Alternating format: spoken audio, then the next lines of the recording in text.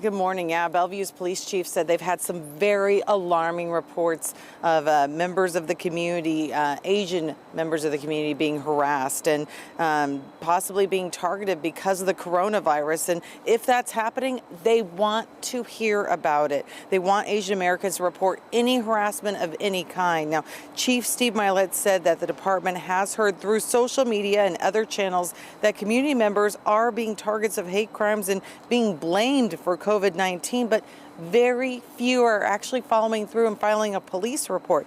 The chief said they want to protect the community from this kind of harassment, but they have to know about it. There's no place for that in this community. The bigoted comments, keep them to yourself.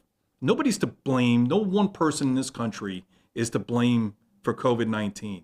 We are in this together. COVID-19 does not discriminate based on race, ethnicity, national origin, sexual orientation, or anything else.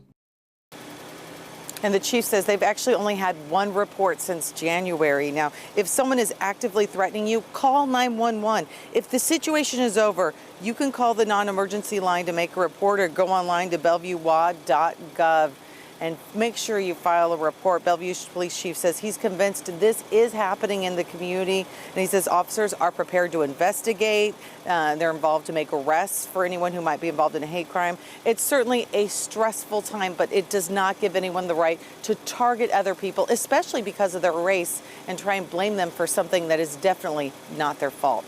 We're live this morning in Bellevue. Amy Marino, King 5 News.